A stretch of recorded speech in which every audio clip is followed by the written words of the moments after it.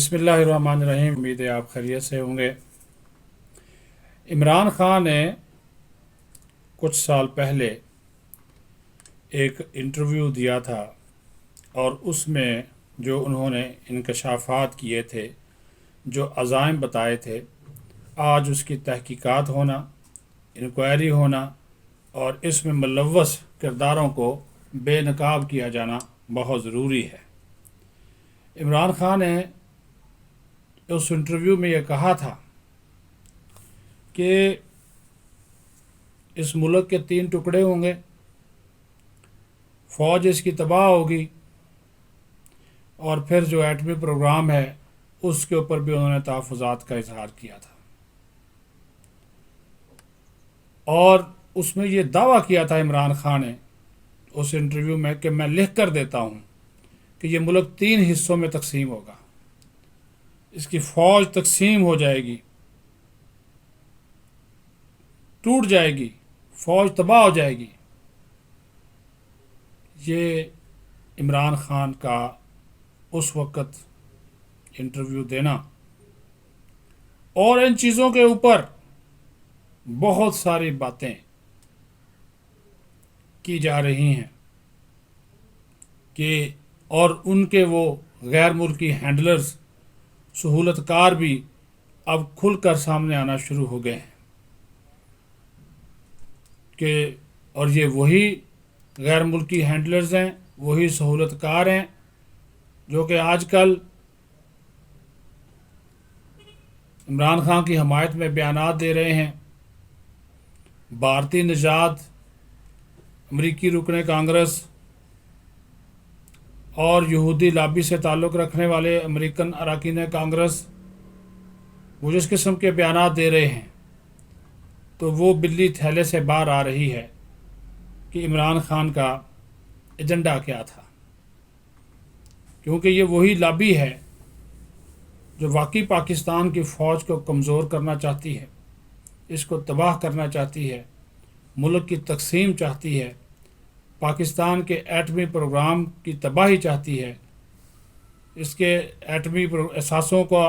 ख़त्म करके या उसका कंट्रोल चाहती है। और अब आप ये देख लें कि जो हामी अमेरिकन अरकान कांग्रेस हैं, उनकी अक्सरियत इमरान खान को सपोर्ट कर रही है।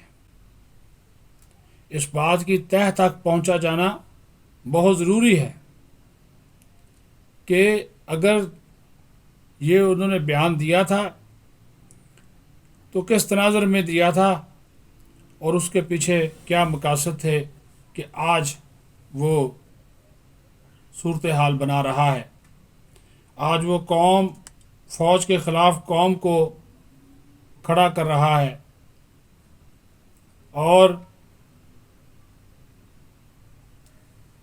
एक ऐसा एजेंडा बनाने की कोशिश कर रहा है जिसके पीछे पूरी आलमी लॉबी मौजूद है और उसकी सपोर्ट कर रही है। खतूत लिखे जा रहे हैं इंटरनेशनल इदारों को, तंजीमों को, एसोसिएशंस को। पाकिस्तान में जुल्म हो गया, ज़्यादती हो गई, इंसानी हकूक़ की खिलाफ वर्जियाँ हो गई, हमें सियासत नहीं करने दी जा रही। कोई और जमात ये काम करती तो अब तक जो है वो कानून के भी कटहरे में आ जाते और गद्दार भी डिक्लेयर कर दिए जाते। लेकिन कौन है वो सहूलतकार जो इस मुल्क में भी बैठे हुए हैं और अब जो बैरून मुल्क सहूलतकार हैं वो तो आहिस्ता आहिस्ता खुलकर सामने आना शुरू हो गए। वो ड्रामा भी अब बेनकाब हो गया कि साइफ़र के पीछे अमेरिकी साजिश थी, डोनाल्ड लू भी पीछे चला गया, साइफ़र भी पीछे चला गया और अमेरिका से मोहब्बत भी जाग गई।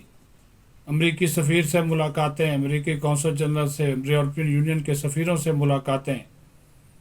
और उनको ये कहना कि पाकिस्तान के अंदर वो दबाव डालें कि वो इलेक्शन करवाएं, पाकिस्तान की हुकूमत पर दबाव डालें, पाकिस्तान की इस्टेब्लिशमेंट और फ़ौज पर दबाव डालें कि वो इलेक्शन करवाएं और तहरीक इंसाफ को हुकूमत में आना दें। ये बातें की जा रही हैं। तो अगर ये कोई और जमात जाती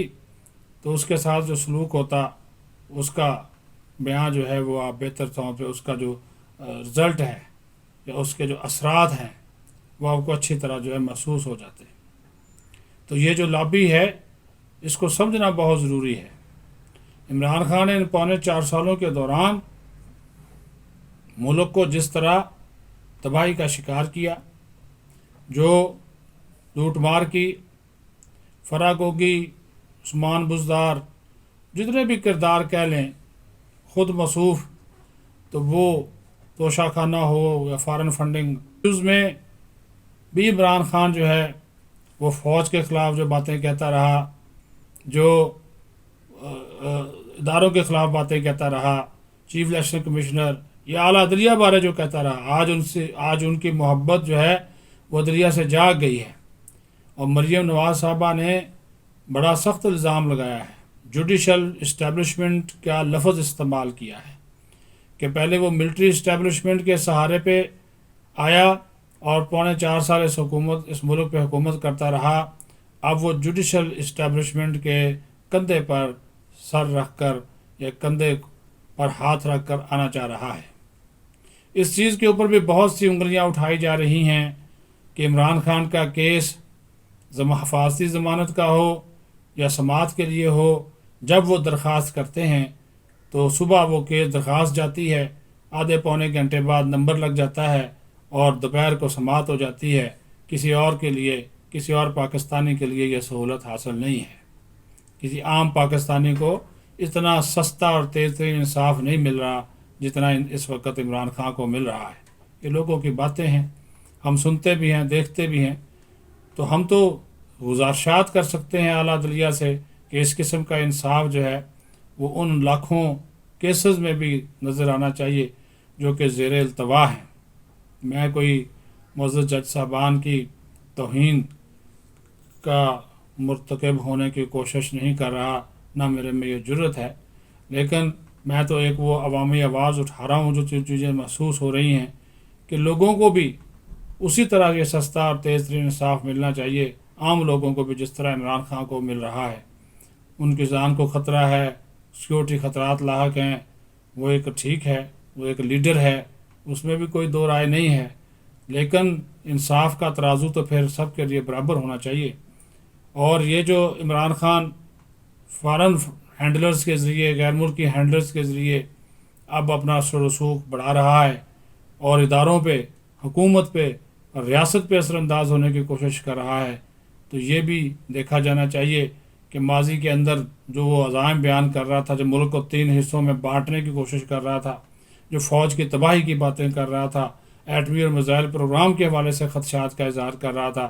تو اب اس کی حقیقت بھی کھل کر سامنے آ رہی کہ جو اب اس کے ارد گرد لوگ کھڑے ہوئے ہیں یہ وہی لوگ ہیں جو کہ پاکستان کی ترقی نہیں چاہتے، پاکستان کو کمزور دیکھنا چاہتے ہیں، اور یہ مہرہ ان کا ایک ایجنٹ ہو کر استعمال کیا جا رہا ہے۔ اپنا خیال رکھیں، بہت شکریہ۔